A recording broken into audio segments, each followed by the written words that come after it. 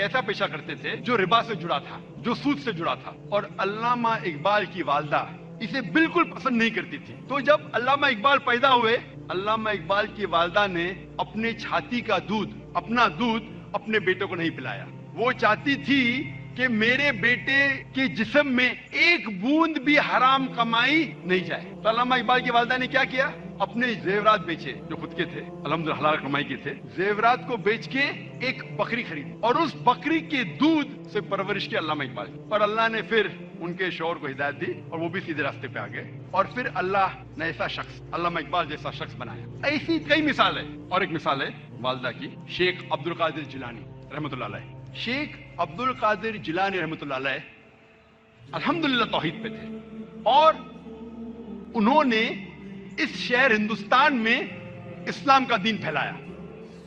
ان کا بڑا ہاتھ ہے اور وہ توحید پہ تھے, اسلام کا صحیح پیغام گھروں تک پہنچایا.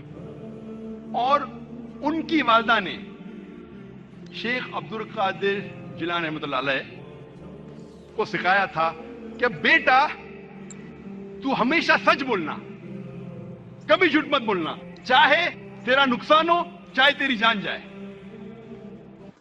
Click the link below and you can borrow money up to 50,000. The app is reliable. ایک وقت جب شیخ عبد القادر جیلانی رحمۃ اللہ علیہ جب ایک سفر کر رہے تھے, تو ان کی والدہ نے کچھ اشرفیاں ان کے کپڑے میں سی دی تاکہ وہ گم نہ جائے, تاکہ کوئی انہیں چوری نہ کرے.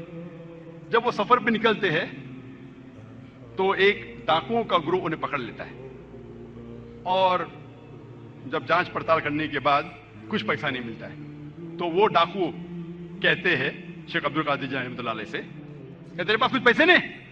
انہوں نے کہا ہاں ہے, میری ماں نے میرے کپڑوں میں سی لی ہے, اور وہ جگہ دکھاتے ہیں. وہ ڈاکوؤں نے کہا کہ اگر یہ بچہ ہمیں نہیں بتاتا تو ہمیں کبھی یہ اشرفیاں نہیں ملتی.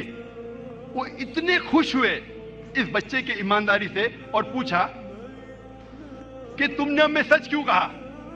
تو اس نے کہا کہ میری ماں نے مجھے سکھایا ہے کہ کبھی جھوٹ نہیں بولنا, چاہے میری جان جائے. وہ ڈاکو اتنے خوش ہوئے کہ انہوں نے ڈاکہ ڈالنا چھوڑ دیا.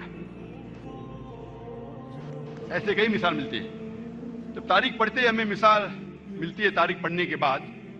امام شافعی رحمۃ اللہ علیہ کی والدہ وہ یمنی تھی, اور ان کے والد قریش تھے, اور بچپن میں ہی ان کے والد کا انتقال ہو جاتا ہے. تو ان کی والدہ جدوجہد کرتی ہے اور امام شافعی رحمۃ اللہ علیہ کی پرورش کرتی ہے, اور ان کی خواہش تھی کہ میرا بیٹا علماء کے درمیان اپنا بچپن گزارے, اسی لیے سارا انتظام کرتی ہے اور امام شافعی رحمۃ اللہ علیہ کو مکہ بھیجتی ہے علماء کے درمیان جینے کے لیے. تو بچپن سے امام شافعی رحمۃ اللہ علیہ علماء کے درمیان ان کی پرورش ہوتی ہے, اور اللہ سبحانہ و تعالی ایسے ایک امام کو کھڑا کرتے ہیں, امام شافعی رحمۃ اللہ علیہ.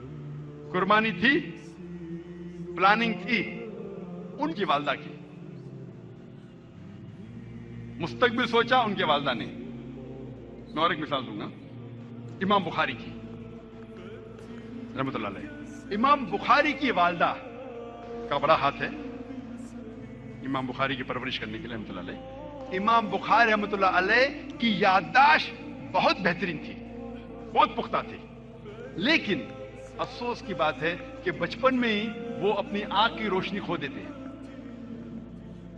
آنکھ کی روشنی کھونے کے بعد اس وقت کے سب سے بہترین ڈاکٹر کو دکھانے کے باوجود ان کی آنکھ کی روشنی نہیں آتی. اس کے بعد امام بخاری رحمۃ اللہ علیہ کی والدہ روز لگاتار اپنے رب, اپنے خالق اللہ سبحانہ و تعالی سے دعا کرتی ہے کہ میری بیٹی کی روشنی لوٹا دے. اس کے بعد کئی عرصوں بعد اللہ سبحانہ و تعالی ان کی والدہ کی دعا سنتے, اور ان کی والدہ کے خواب میں آتے ہیں حضرت ابراہیم علیہ السلام, और हजरत इब्राहिम अलैहिस्सलाम फरमाते कि तेरे बेटे की रोशनी लौटा दी गई, और सुबह को इमाम बुखारी रहमतुल्लाह अलैह वो फिर से देख सकते हैं। तो ये मिसाल है वालदा की, किस तरीके से उन्होंने अपने बच्चों की परवरिश की। मैं और एक मिसाल दूंगा। दो लोग थे जो आपस में बहुत मोहब्बत करते थे, फारूक और सोलेहा। और फारूक और सोलेहा आपस में मोहब्बत करते थे। उन्होंने शादी की।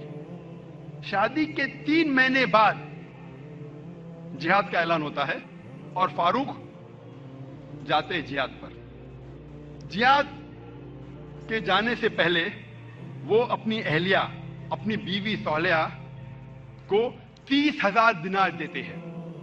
30,000 दिनार एक यूके के आदमी ने कैलकुलेट किया और कहा कि वो होते हैं 2 मिलियन पाउंड। 2 मिलियन पाउंड को मैं तब्दील करूंगा रुपये में, हो जाता है 15 करोड़ रुपये। वो देते हैं 30,000 दिनार, 2 मिलियन पाउंड, 15 करोड़ रुपये अपनी अहलिया को, और कहते हैं कि इसे महफूज रखो, इसे खर्च मत करो, मैं जिहाद के लिए जा रहा हूं। और फिर वो जिहाद के लिए जाते हैं और कहते हैं कि इंशाअल्लाह मैं 3 महीने में वापस लौटूंगा। उनके जाने के चंद महीने बाद उनकी अहलिया सोलेहा को एक बेटा पैदा होता है। 1 साल गुजरने के बाद उनके शौहर वापस नहीं आते। 2 साल गुजरने के बाद वापस नहीं आते। 2.5 साल बाद एक शख्स आके कहता है सोलेहा से कि मैंने तुम्हारे शौहर फारूक को देखा कि वो गिर गए और वो घायल हो गए। फिर चंद साल गुजरते हैं, फिर भी फारूक वापस नहीं आते। तो उसकी अहलिया समझती है कि मेरे शौहर का इंतकाल हो गया। लेकिन 30 साल बाद फारूक वापस मदीना लौटते हैं और उनकी ख्वाहिश थी कि मैं मेरी अहलिया से मिलूं। लेकिन वो बहुत परहेजगार थे। मदीना में आने के साथ सबसे पहले जाते मस्जिद में नमाज पढ़ने के लिए। नमाज पढ़ने के बाद वो देखते हैं कि कई उल्मा आपस में इल्म के बारे में गुफ्तगू कर रहे हैं, और उनमें से एक नौजवान, तकरीबन 30 साल का नौजवान, जिसका नाम था शेख अब्दुल रहमान, वो सबसे बेहतरीन आलिम था। वो उससे काफी मुतासिर होते। फिर वो जाते हैं अपने घर की तरफ। जब घर में दाखिल होते हैं तो अपनी बीवी सोलेहा से मिलते हैं। वो दोनों खुशी के मारे रो पड़ते हैं। उसके बाद फारूक पूछता है कि मेरे 30,000 दिनार तो महफूज है ना, आपने उसे खर्च नहीं किए? तो उसकी अहलिया पूछती है आप घर आने के पहले मस्जिद गए थे? हाँ बिल्कुल सही, मैं मस्जिद गया था। वहां आपने उल्मा को देखा? हाँ मैं देखा। कैसे? बहुत अच्छे। खुशी की बात है कि इस शहर में ऐसे उल्मा हैं। तो उसकी अहलिया उससे पूछती है सबसे बेहतरीन आलिम आपको कौन लगे? तो फारूक कहते सबसे बेहतरीन आलिम थे शेख अब्दुल रहमान। तो उसकी अहलिया पूछती है कि अगर अल्लाह आपको शेख अब्दुल रहमान जैसा इल्म दे तो आप कितना खर्चा कर सकते इस इल्म के लिए? तो फारूक कहता है ये सारे 30,000 दिनार मैं खर्च कर सकता हूं ऐसा इल्म हासिल करने के लिए। फिर उसकी बीवी पूछती है कि अगर आपका बेटा हो, उसे ऐसा आलिम बनाने के लिए आप कितना खर्च करेंगे? तो फारूक कहते मैं 30,000 दिनार से ज्यादा खर्चा कर सकता हूं, 15 करोड़ रुपए से ज्यादा खर्चा कर सकता हूं अपने बेटे को शेख अब्दुल रहमान बनाने के लिए। तो उसकी अहलिया कहती है आपके जाने के बाद मुझे एक बेटा पैदा हुआ और ये शेख अब्दुल रहमान आपका बेटा है, और आपके 30,000 दिनार मैंने खर्च किए इसको आलिम बनाने के लिए। आप सोच सकते उस वक्त बेटे को आलिम बनाने के लिए वालदा खर्चा करती है 30,000 दिनार, 2 मिलियन पाउंड्स, 15 करोड़ रुपए। आज कौन सा मुसलमान अपने बेटे को आलिम बनाने के लिए 15 करोड़ रुपया खर्चा करने को तैयार है?